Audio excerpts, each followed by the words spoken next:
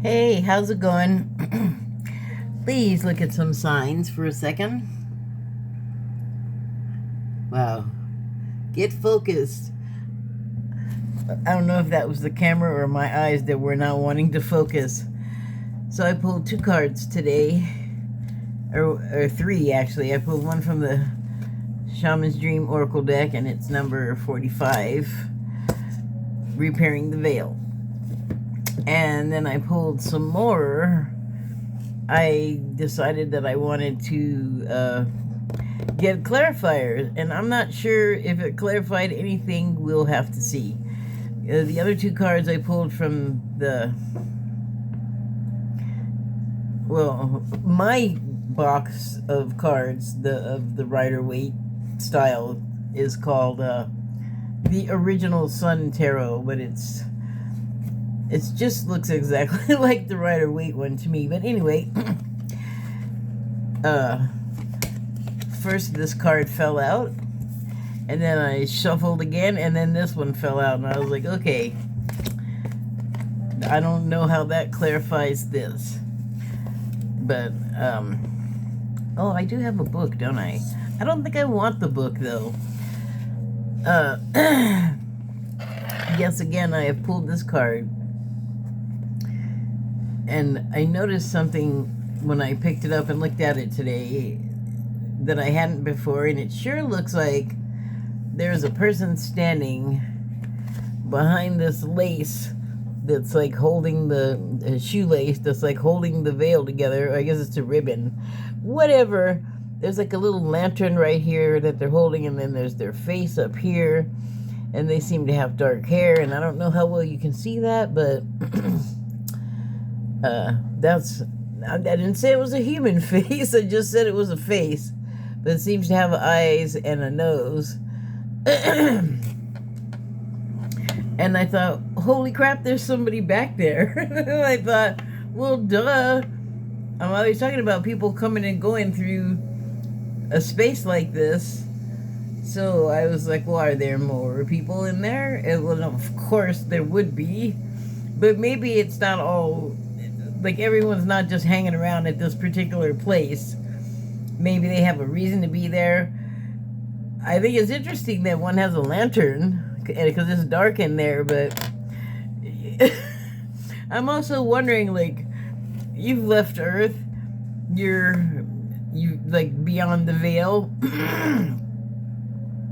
According to the stuff I listen to and give credit to, when we are here, we humans, we are the way we are on purpose. Like, most of us are just regular, like, people, and then some of us have, like, enhanced abilities and stuff, and can see things that other people can't, or see them in ways that other people can't see them, and they have a sense to, like paranormal stuff, which people that don't believe in that, or can't even, like, give it a maybe, just think you're crazy and making stuff up and all kinds of silliness. But I think I lost where I was going with that. But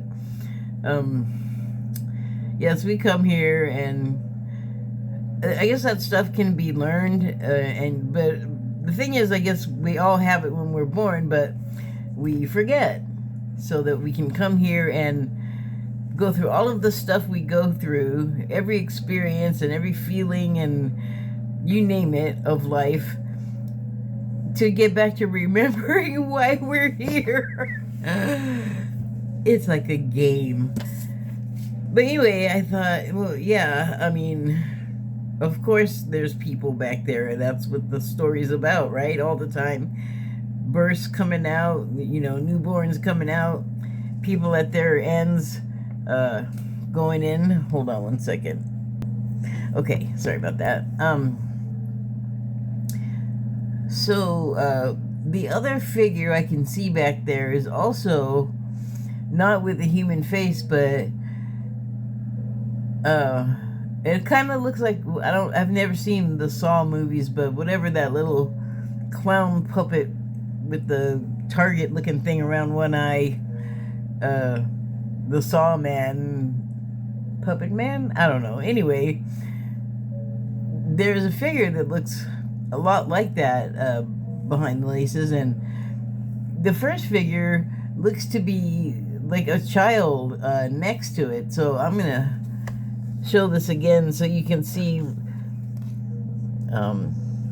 There's like the Saw face kind of guy. See what I'm saying? And it almost looks like they have their arm, like this is their shoulder, and they have their arm down to like rest on the child, on this person's shoulder that looks like a child to me now that's holding the lantern. Because it's interesting that it's dark in there, because when you cross the veil, you go to the light, right? Is this the one? Is this the one they mean? There's a guy named Cash Peters. Yeah, Cash Peters.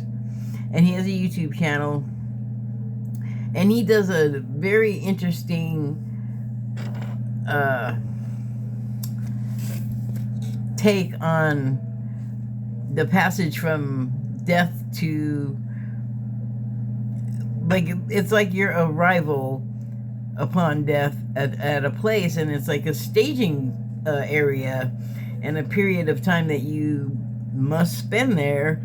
And I think it might be a metaphor for like your life review, although here's what it is. Like, someone will have passed away, and then he'll do his psychic thing, and it's a drawing. He does drawings, but it's you know, there's like all these other faculties involved while he's at least showing you the result of when he starts making the drawing. Like, he'll have whatever the psychic hit is, or someone will have asked him a question about an individual who's passed on, and either he will or won't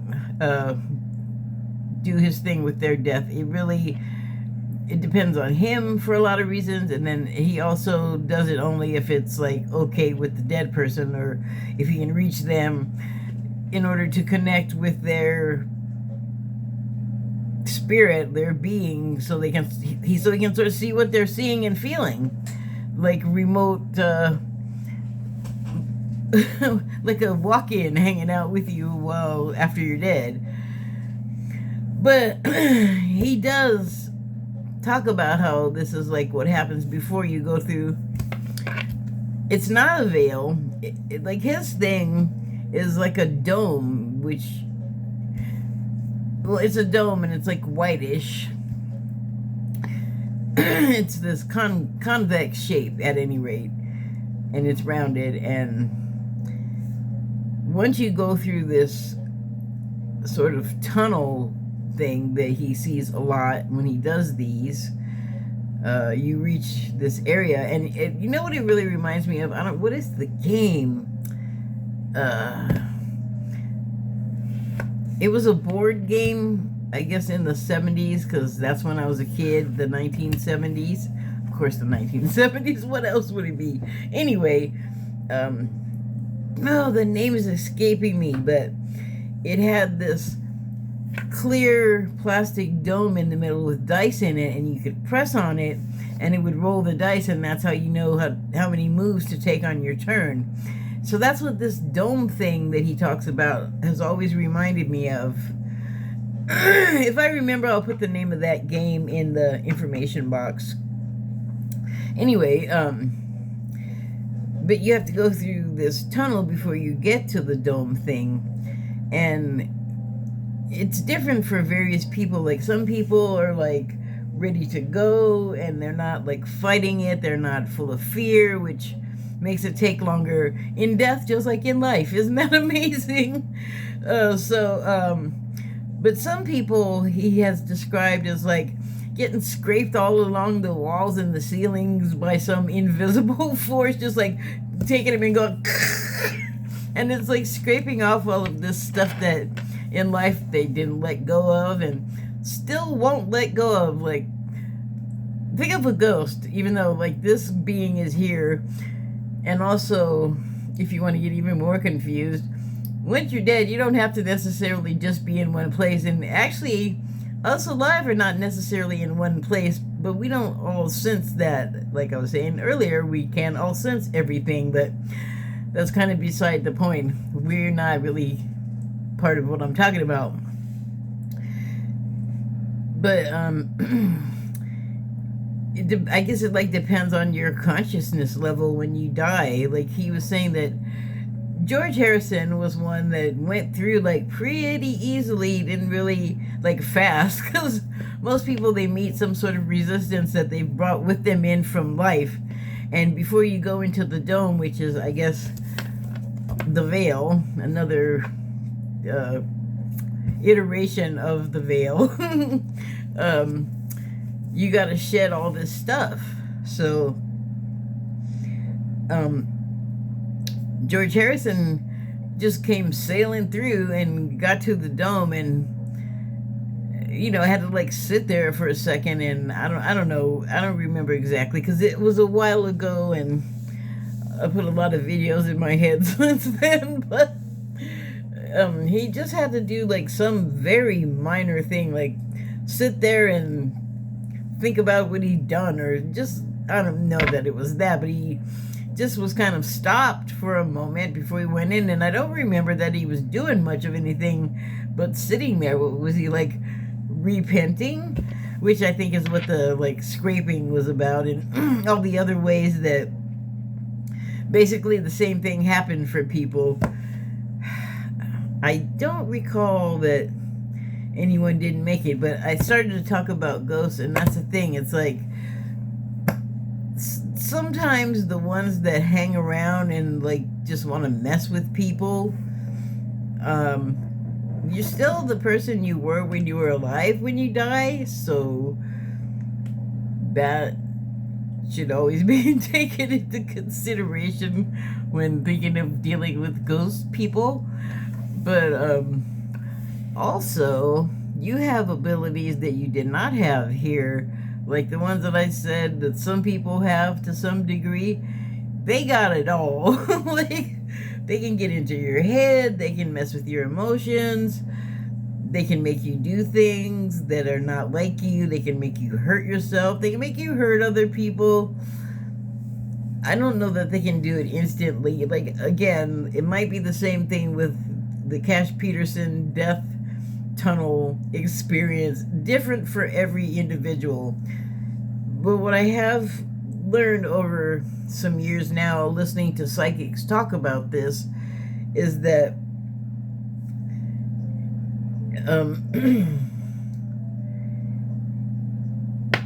when you die,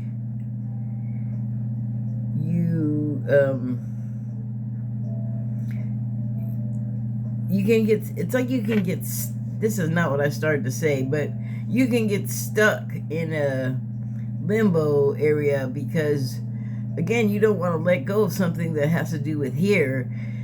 Like,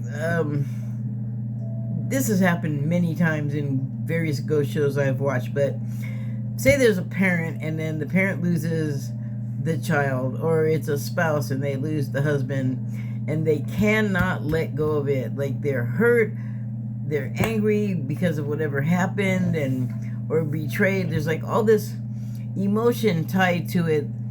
Just like when you're alive, when someone dies, you have, like, maybe they die and you thought badly of them, and then you feel guilty because you're like, oh shoot, I guess I didn't really mean that, but you did. But that's probably not what killed them. But it's just like us to be all, it's about me and my guilt, especially after someone dies, because I don't like funerals, but I feel like that's I'll wait till I'm done.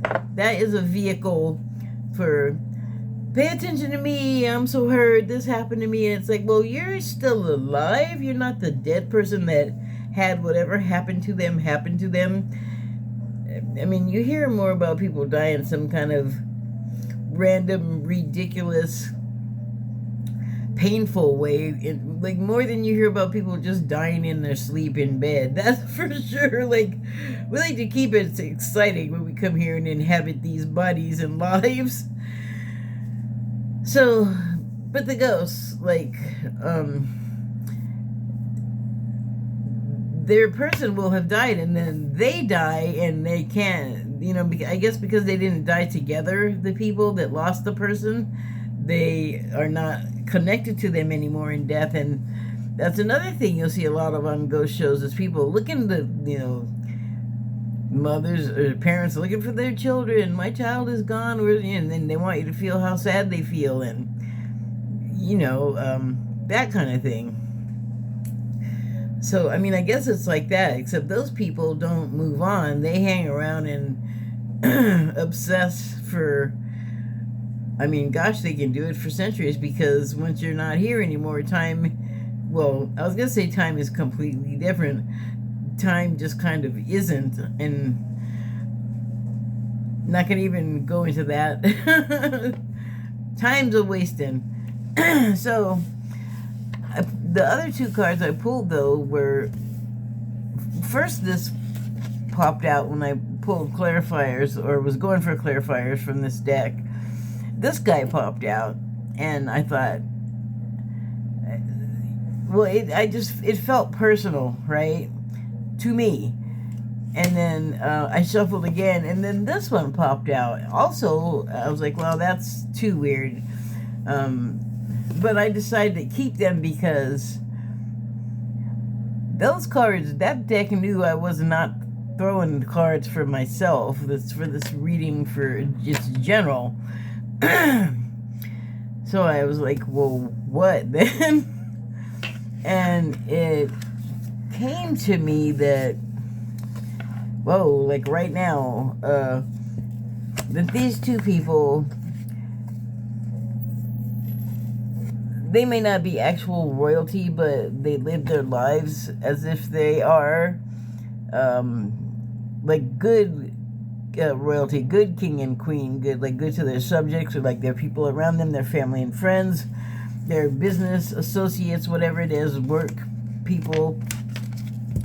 And it made me think that, like, this is kind of what is expected of us from the big boss that allows us to come here and reincarnate and live all of these different lives and have all these different experiences, but with a consciousness of why you're here and what you're doing and what your mission is, even if you have to go through the whole amnesia / waking process. It's like the archetype of how the big boss spirit would like us to behave here. And here's a funny thing about us and spirit being like us here and spirit wherever it is, or God or creator or whatever you got. Yahweh. Not Yahoo away. Just stop trying to talk. Or he's got a lot of names, but you know I'm talking about, the Christ guy from way back. The OG Christ.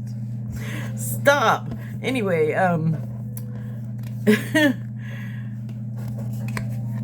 to be the person that is there waiting to greet or send off people at the veil, I feel like it takes a person that lives their lives to a higher standard and sort of walks with God in a way, just because they're like, they don't have the sins and the failings like everybody else. Like, they manage to not have vices. They manage to be kind. You know, they take care of their responsibilities. They don't cause undue problems and drama for other people or themselves, which sounds like a very, very, very fine line to walk. And I mean, it's definitely something to aspire to. I'm not even gonna make any kind of like New Year's Day type of resolutions about it. I'm just gonna keep my head down and aspire. Not that I want to be the monitor at the veil or the guardian, but I mean, it's probably a high honor. And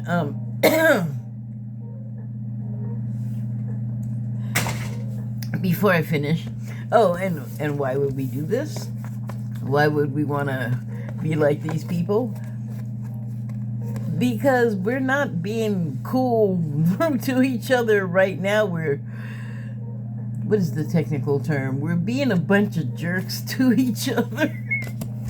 So,